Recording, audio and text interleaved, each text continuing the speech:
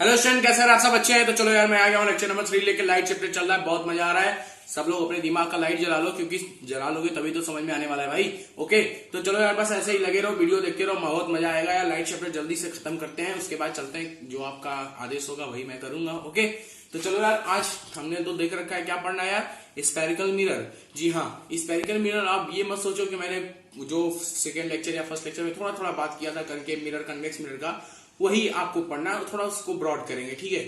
थोड़ा सा ज्यादा पढ़ेंगे, क्योंकि मुझे रे डायग्राम सीखना है और एग्जाम में रे डायग्राम जरूर आता है। मतलब कोई भी आपको पोजीशन ऑफ ऑब्जेक्ट दे देगा कि यहाँ पे आपका ऑब्जेक्ट रखा हुआ है, कनकेव मिरर दे देगा या कन्वेक्स मिरर। अब आपको उसका इमेज बनाना है यूजिंग रे डायग्राम। मतलब पेन, कंपास, पेंसिल, जो भी आपके पास है, ज्योमेट्री बॉक्स, सबका यूज करके आपको रे डायग्राम बनाना है, ठीक है। तो यार, उसे बनाने से पहले हमें कुछ पॉइंट समझने पड़ेंगे, जैसे फोकस हो गया, पोल हो गया, सेंटर ऑफ कर्वेचर हो गया, रेडियस ऑफ कर्वेचर हो गया, प्रिंसिपल एक्सिस हो गया, ठीक है। ये सारी चीज थोड़ा थोड़ा समझेंगे। उसके बाद रूल्स फॉर रे डायग्राम समझेंगे, और फिर हम उठाएंगे पेंसिल और कंपास और बना देंगे अच्छा सा इमेज। जी हाँ, आप इमेज बनाने वाले हैं आज। चलो स्टार्ट करते हैं यार, स्पेरिकल मिरर, ठीक है।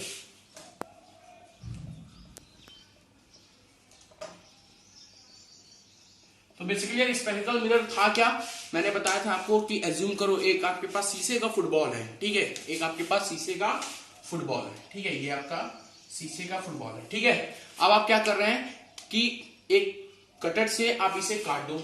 मान लिया मैंने इसको ऐसे ऐसे ऐसे काटा, ठीक है। तो मेरे पास ऐसा कुछ पार्ट आएगा, ठीक। बात समझ में आया? अगर मैं इस वाले पार्ट के बाहर आउटवर्ड वाली सरफेस को मैं पॉलिश कर दिया, सिल्वर पॉलिशिंग कर दिया, तो रिफ्लेक्टिंग सरफेस अंदर की तरफ धंसा हुआ है। इसका मतलब ये कौन सा मिरर हो गया? Concave mirror. कनकेव मिरर, ठीक है। बात समझ में आया? अगर मैं ऐसा ही जो पार्ट था मेरा, अगर मैं इसके बाहर वाले सरफेस को न करके पॉलिशिंग, अंदर वाले सरफेस को पॉलिश कर दिया, तो मेरा रिफ्लेक्टिंग सरफेस जो है मेरे भाई, वो ऊपर की तरफ उठा हुआ रहेगा। देखो आप, ऊपर की तरफ उठा हुआ है। तो ये कौन सा मिरर हो गया? कन्वेक्स मिरर, ठीक है। ये कौन सा मिरर हो गया? Convex mirror. ओके, बात समझ में आ गया? कोई दिक्कत नहीं ना? ये तो मैं आपको बता चुका हूं ऑलरेडी। अब हम इसके अंदर कुछ टॉपिक पढ़ेंगे, जैसे कि इसका पोल क्या होता है, सेंटर ऑफ कर्वेचर क्या होता है, ठीक है, radius of curvature, focus, focal length, ठीक। ये सारी चीजें थोड़ा थोड़ा इसके अंदर पढ़ते हैं, फिर आगे चलेंगे। ओके, तो चलो यार, बात करते हैं। कुछ छोटे छोटे पॉइंट्स है इसके अंदर, अच्छे से समझेंगे, उसके बाद अब रे डायग्राम की तरफ चलेंगे। तो पहला, आप सभी लोग देख रहे हैं पोल लिखा हुआ है मैंने, इसका मतलब क्या होता है अच्छे से समझेंगे यार। चलो यार, स्टार्ट करते हैं। अब देखो यार, एक छोटी सी बात मैं आपको बताना चाहता हूं कि मैंने आपको जो पहला बात बताया था आज इस लेक्चर में, कि मैं फुटबॉल का स्फीयर है मेरे पास, सॉरी, शीशे का एक फुटबॉल है, उस पे मैं उसमें से मैं एक कटर से कट कर रहा हूं और ऐसा पार्ट निकाल रहा हूं, ठीक है। तो आपको ये पता होना चाहिए कि यार, ये एक स्फीयर का पार्ट है, जो कि इस तरीके से एक स्फीयर है और उसी का ये पार्ट है, ठीक है। ये बात पता रहना चाहिए, क्योंकि मैं इसको यहाँ पे ड्रॉ नहीं कर रहा हूं, बट ये आपको पता रहना चाहिए, तभी आप centre of curvature, radius of curvature समझ पाएंगे, ठीक है।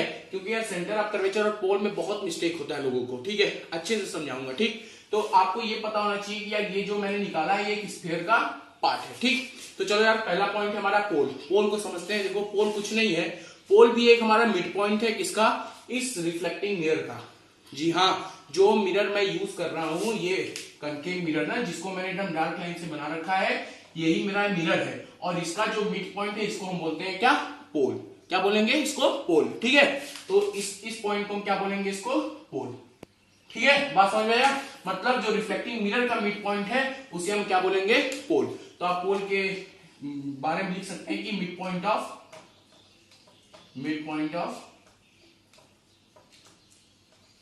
Reflecting mirror. बात समझ में आ गया भाई? कोई दिक्कत नहीं ना? चलो, तो यार दूसरा पॉइंट चलते हैं। दूसरा पॉइंट हमारा है सेंटर ऑफ कर्वेचर, ठीक है। अब देखो, आपको इस स्फीयर का यूज होगा। सेंटर मतलब यार, जो सर्किल में सेंटर पढ़ते हो वही सेंटर है। जी हाँ, वही सेंटर तो स्फीयर में भी होता है, ठीक है।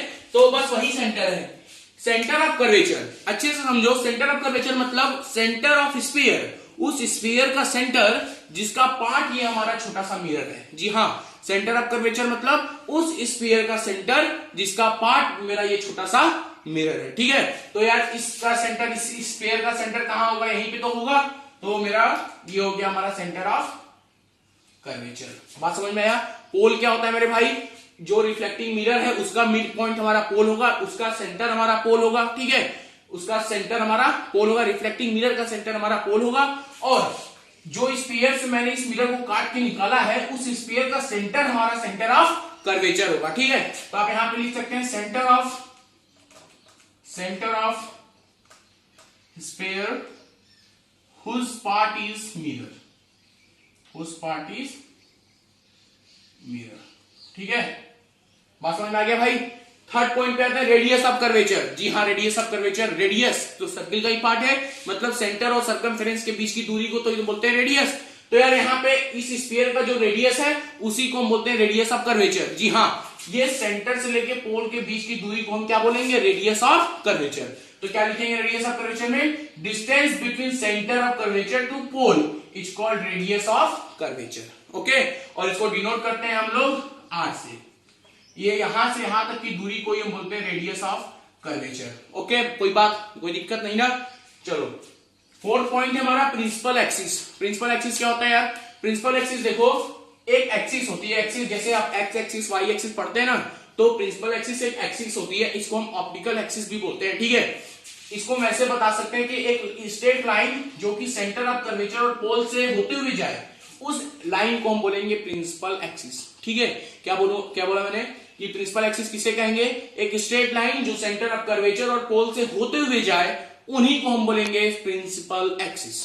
Okay, clear, no doubt? चलो ठीक है, बात समझ में आ गया। तो आप रेडियस ऑफ कर्वेचर लिख लेंगे, क्या लिखेंगे? Distance between centre of curvature and pole. और प्रिंसिपल एक्सिस को क्या लिखेंगे? A straight line which passes through centre of curvature and pole. Okay, clear? Now please note it down. इन दोनों का डिफिनेशन आप अपने से लिख लो, मैंने बता दिया, नहीं समझ में फिर से वीडियो को देख लो और इन दोनों का डिफिनेशन अपने नोट्स पे लिखो। ओके, उसके बाद चलते हैं फोकस पे। तो यार चलते हैं फोकस की तरफ। फोकस क्या है यार? देखो यार, फोकस का दो डिफिनेशन है। आपको जो एग्जैक्ट डिफिनेशन एग्जाम की कॉपी पे लिख के आना है, बोर्ड वाले कॉपी में, वो मैं आपको अभी नहीं बताऊंगा। वो मैं जब आपको रे डायग्राम का रूल समझाऊंगा तब मैं आपको अच्छे से समझाऊंगा फोकस का एग्जैक्ट डिफिनेशन, ठीक है। अभी मैं आपको शॉर्ट डिफिनेशन बताता हूं कि यार फोकस का डिफिनेशन क्या होगा, कि सेंटर ऑफ कर्वेचर और पोल का जो मिड पॉइंट है उसी को हम बोलते हैं फोकस। क्या मैंने बोला कि फोकस क्या है? सेंटर ऑफ कर्वेचर और पोल का जो मिड पॉइंट है उसे हम क्या बोलेंगे? फोकस। तो आप लिख सकते हैं यहाँ पे mid point of pole and centre of curvature, ठीक है। तो सेंटर ऑफ कर्वेचर और पोल का जो मिड पॉइंट है उसे हम क्या बोलते हैं? फोकस। तो इसका मिड पॉइंट यही होगा, ये हो गया आपका focus. Okay, now six point हमारा क्या है? Focal length. यार फोकल लेंथ उसी से रिलेटेड होगा, फोकस से ही। तो फोकल लेंथ क्या हो गया यार? पोल से फोकस के बीच की दूरी को हम बोलते हैं फोकल लेंथ, ठीक है। तो क्या मैंने बोला?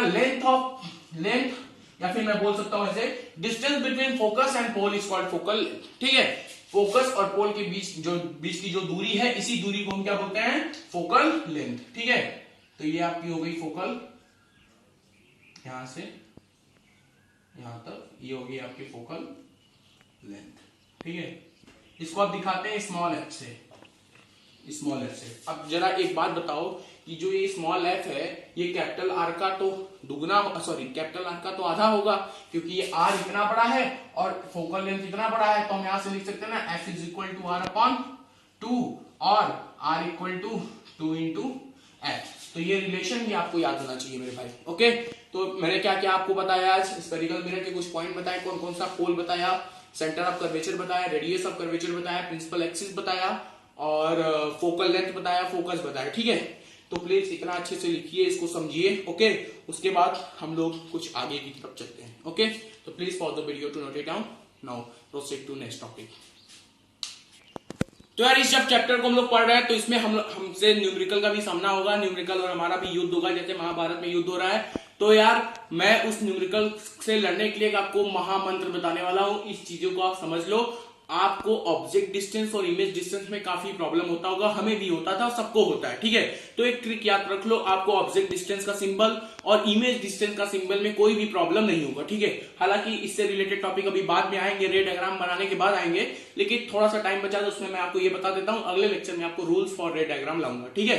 तो चलो यार, सबसे पहला पॉइंट है ऑब्जेक्ट हाइट।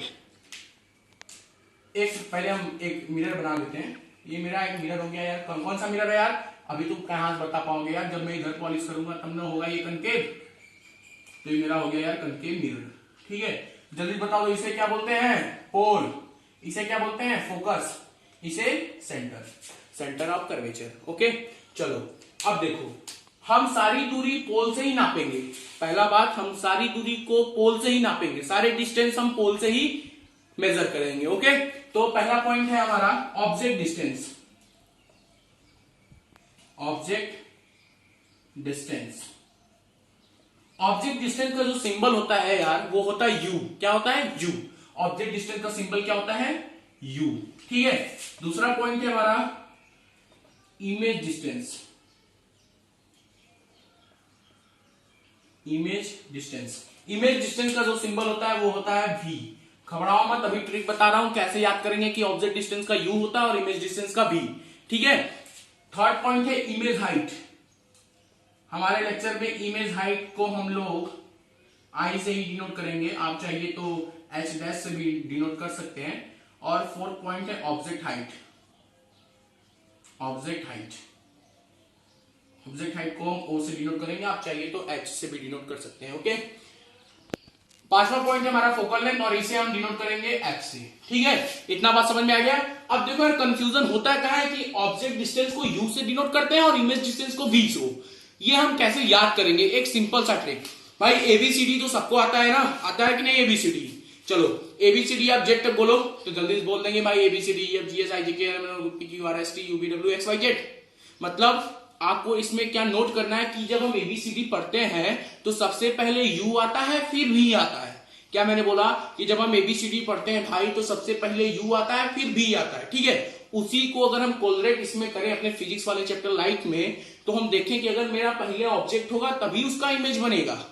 अगर पहले मेरा ऑब्जेक्ट मेरे पास होगा तभी तो उसका इमेज बनेगा, जब ऑब्जेक्ट ही नहीं होगा तो उसका इमेज कहां से बनेगा? ठीक है, तो ऑब्जेक्ट पहले आता है, फिजिक्स के लाइट चैप्टर में ऑब्जेक्ट पहले आता है बाद में इमेज आता है, और एबीसीडी में पहले यू आता है बाद में वी आता है। तो बस तो बन गया भाई। तो ऑब्जेक्ट को हम करते हैं यू से डिनोट और इमेज डिस्टेंस को करते हैं हम वी से डिनोट। ठीक है, डिनोट करते हैं। ओके, और ये सारे डिस्टेंस हम मेजर कहां से करते हैं? इस पोल से, मतलब उस रिफ्लेक्टिंग मिरर के उस सेंटर से करते हैं, पोल वाले जगह से करते हैं। यहां से सारे डिस्टेंस हम मेजर करेंगे। ठीक है, जैसे अगर मेरा ऑब्जेक्ट यहाँ पे कोई है तो मान लिया ये 25 सेंटीमीटर पे है, तो यहाँ पे ये इसका यू हुआ।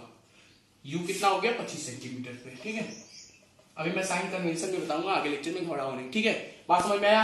अगर मान लिया इसका इमेज यहाँ पे बना, ठीक है, अभी मैं रफली समझा रहा हूँ, ठीक है, ज्यादा सीरियस ना लो इसको। अगर इमेज यहाँ पर बना तो ये मेरा बी वाला डिस्टेंस हुआ। ओके, सारे डिस्टेंस में कहां से मेजर कर रहा हूं? पोल से। क्लियर हो गया? और ऑब्जेक्ट हाइट को आप ओ से चाहो तो एच से भी दिखा सकते हो, इमेज हाइट को आप आई से चाहो या फिर एच डैश से दिखा सकते हो। ठीक है, और फोकल लेंथ को आप एफ से दिखाएंगे। ओके, तो यार इतना ही रखते हैं, बहुत ज्यादा लंबा लेक्चर हो रहा है। ठीक है, ऐसे ही सपोर्ट करते रहिए। देख रहा हूँ लड़के जुड़ रहे हैं, टाटरस गेमिंग लड़का भी एक है, बहुत अच्छा रिप्लाई कमेंट कर रहा है, तो इससे मुझे मोटिवेशन मिलता है। प्लीज ऐसे ही करते रहिए। ठीक है, और ज्यादा से ज्यादा लोगों को जोड़ने की कोशिश करिए। ठीक है, अगर अच्छा लग रहा है तो प्लीज सब्सक्राइब करिए, अगर नहीं किए तो जरूर करिए सब्सक्राइब। ओके, शेयर करिए, लोगों को शेयर करिए, अच्छे से एंजॉय करिए, लॉकडाउन का भरपूर आनंद लीजिए और पढ़ते रहिए, मुस्कुराते रहिए, खेलते रहिए। तब तक के लिए यही रखते हैं। जय हिंद, बाय बाय।